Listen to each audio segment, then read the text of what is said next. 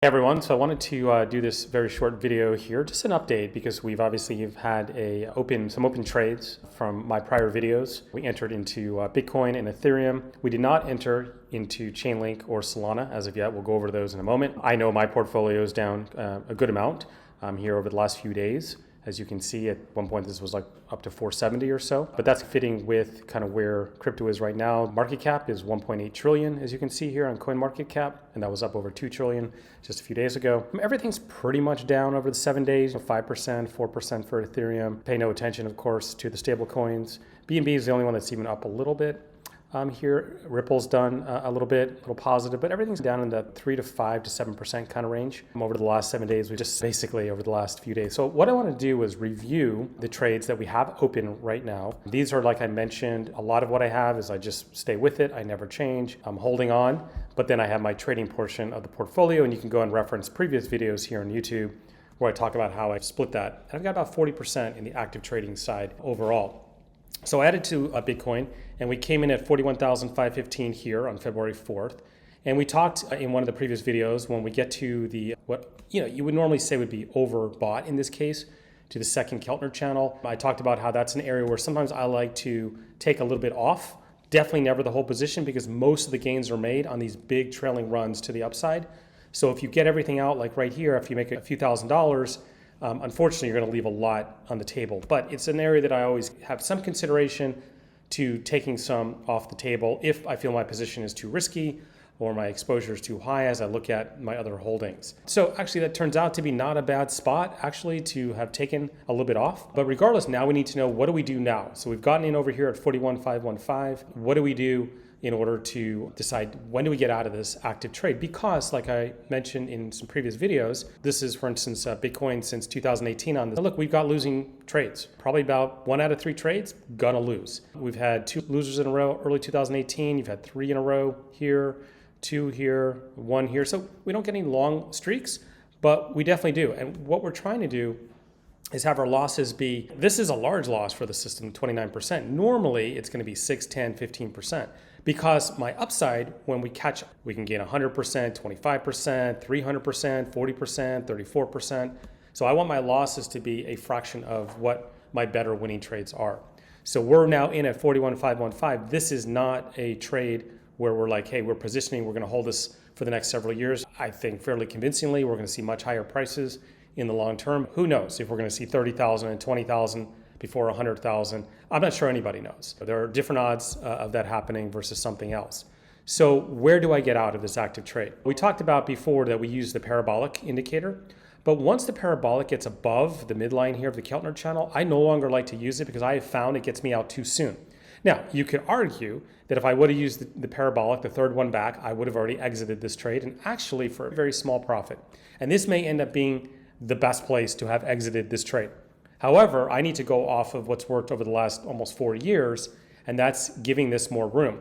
Once I get my parabolic on the other side, basically of the midline of the Keltner channel, I start to use the midline, and then I subtract an average true range from that. Okay, and I've got some other rules as well. There's times that I don't make the subtraction, but I'm not gonna go into all those details. But right now that puts me as the stop, as you can see right here, crossing 38,850 basically. When that happens, that's when I would be looking to exit this trade. It's not a panic out. It could be something where, I get an alert and then I get around. I'm not always gonna be able to get out exactly at that. Can you set a stop? You could, but I usually just leave it as an alert and I wait to see if I get an alert, and then I go ahead and decide if I wanna go ahead and get out there. Depends on how it's moving around a bit at that time, but that's getting close. We're a couple thousand, not even, away from that. So it's certainly possible over the weekend, who's to say, that I may get an alert that it's time to exit this trade. And if it happens, we'll just wait for a new setup and we'll get back on board. The trade had nice potential, made some gains for a while, but really we haven't gotten that sustained move to the upside. Same on Ethereum. We entered at 3,017. So on the same February 4th, had a nice run. We got to the overbought here, about 3,200. Nice little move overall. Not really 10%, a little bit shy of 10%. Again, that's an area where you can make some considerations. If you feel like you're just too risky on the trade, that's a good place to take some off. Looks once again like that was a decent place to peel off. I did not personally, because I know that the bigger trades and the bigger gains are made on letting it run. So I'm okay. If the trade doesn't work out, it doesn't work out. Same thing happened here with the parabolic getting on the other side of the midline. And actually, interestingly, you can see here it flipped, which this tends to mean that we're in a downtrend, which you can argue that we are at the moment.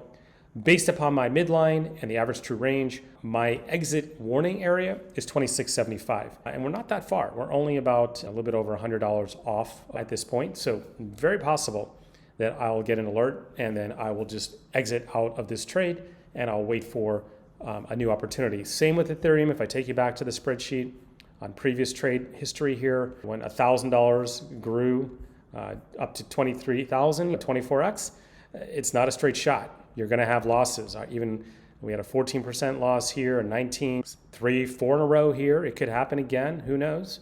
2 in a row. But the way that this works is I believe, and we're doing this because we believe that in the end, this will be much higher over time. But you can see since 2018, we've experienced some bull markets, some bear markets, some sideways, certainly depending upon the time frame. And we have to be prepared for that. Once again, we were able to get out at 3,900. Let it drop to 3,000 without being involved. So we saved ourselves quite a bit. We're taking another shot here. It may not work out. So we'll be exiting. Now, the other two markets that we went over the last few weeks was Chainlink. It's a market that I like. And we're going to buy at 21.05. So the good news here is never happened. We never came close to that entry. So we've been sitting on the sidelines and just have been flat on this. I would absolutely still like to get on board this trade. Buy point has not changed as of now. There's a good chance it might. If we end up closing at this Keltner channel or below, I'm going to reset and have a new buy. And I'll come back on and do another video and give you a new entry price for that as well. Solana has basically the same thing happening. And I'll give you a quick rundown of that. I had a buy at 131.55, somewhere up here. As you can see, never happened.